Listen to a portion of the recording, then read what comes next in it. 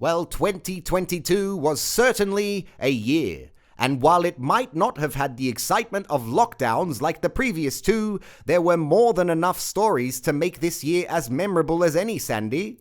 It sure was, Brian. So this year, we asked our hard-working INN reporters Rupert Holsworthy, Christinia Solich, and James Plushfoot to recap their most memorable moments of 2022 as we head into the new year, destined to be just as exciting as this one. The unvaccinated Novak Djokovic was granted a travel exemption to come to Melbourne before complaints of a double standard by Karens all over the city prompted a decision to send the 9-time Australian Open champion to immigration detention before deporting him from the country and ensuring people were kept safe and effective once again.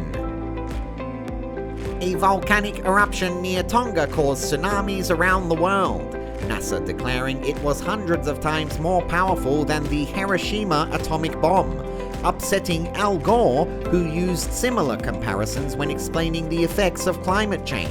600,000 Hiroshima-class atomic bombs exploding every single day on the Earth. That's what's boiling the oceans, creating these atmospheric rivers and the rain bombs, and sucking the moisture out of the land. Evil Russian President Vladimir Putin organised military operations against Ukraine for reasons nobody cared about and totally ignored.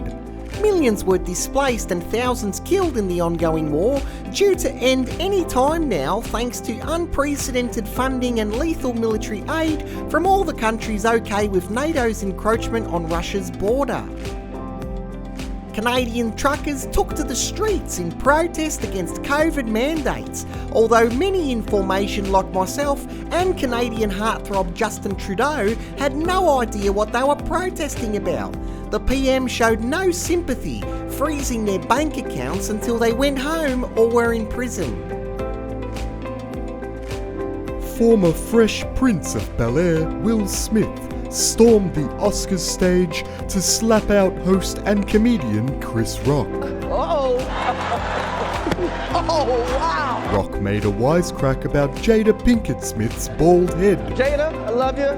G.I. Jane 2, can't wait to see it. All right? And Big Willie was clearly not amused. It was a G.I. Jane joke. Keep my wife's name out your Smith pouncing on the opportunity to signal his virtue, commit blatant assault, and totally get away with it, winning Best Actor 40 minutes later and receiving a standing ovation from the audience.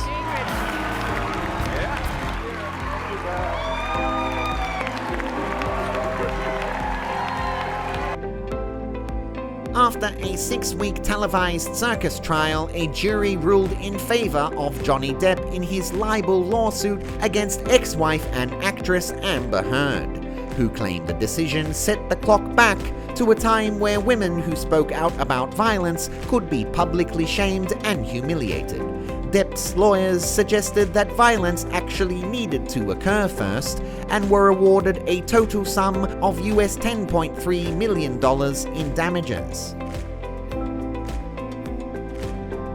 Anthony Albanese restored Labor back to power in Australia after almost a decade in the political wilderness.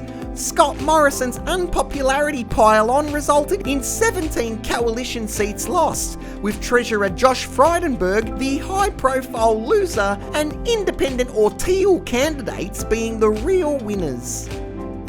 Another gunman in Uvalde, Texas killed 19 students and 2 teachers at an elementary school. It was the 3rd deadliest school shooting in US history, prompting much needed conversations but absolutely no gun reform. The US Supreme Court overturned the Roe v.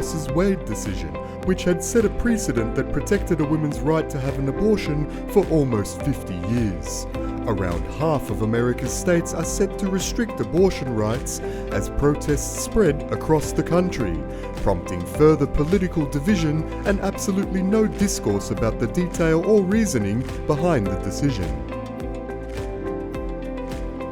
Shinzo Abe was assassinated in Japan by a gunman who walked through a crowd and opened fire on the former Japanese Prime Minister, claiming Abe's religious beliefs as a motive for the murder rather than his conservative political ideology. In completely unrelated news, COVID restrictions largely avoided by Japan came to an end in most places around the world, many finding it difficult to return to pre-pandemic life, including the entire United States of America, who continued their travel ban on the unvaccinated, one of the last places on Earth to persist with the mandate. Donald Trump's Mar-a-Lago resort is raided by the FBI, looking for classified documents using this heavily redacted affidavit to obtain a search warrant. The black bars were extremely useful to journalists, tasked with interpreting and reporting on the reasoning behind the raids, in much the same way as a choose-your-own-adventure book allows room for interpretation too.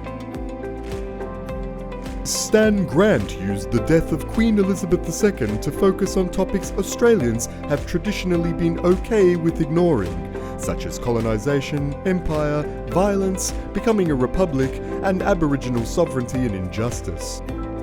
Grant's comments coincided with the release of his new book, The Queen is Dead, set to hit bookshops in time to spoil the coronation of King Charles III next year.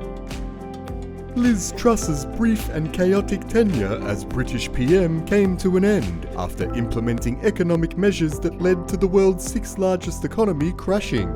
The Daily Star streamed an unrefrigerated lettuce head to see if it would outlast Truss. The lettuce won. Elon Musk takes control of Twitter, initiating one of the greatest examples of information thinking in history. Almost overnight, Musk went from a Tony Stark-like electric car hero to right-wing nutjob due to his obsession with freedom of speech and expression, welcoming accounts back to his platform that had previously been banned for being outspoken on issues such as COVID and Trump. The world's population hits 8 billion and counting. But have we hit peak children? Fertility rates are plummeting around the world, with just 8 countries projected to be responsible for more than half the world's population increase in 2050. And for the first time, we might be able to protect all the people on Earth as NASA's double asteroid redirection mission slams a spacecraft into a nearby asteroid, altering its course. Steve Tyler was contacted to sing his song about it, And I don't wanna miss a thing. but he didn't pick up the phone. The Biden administration released thousands of documents on President John F. Kennedy's assassination in 1963. According to the White House, more than 95% of the records are now publicly available, although according to most Americans, this doesn't include the ones showing that Lee Harvey Oswald was on the CIA's payroll. Hard to believe we can fit all that into just 365 days. Incredible!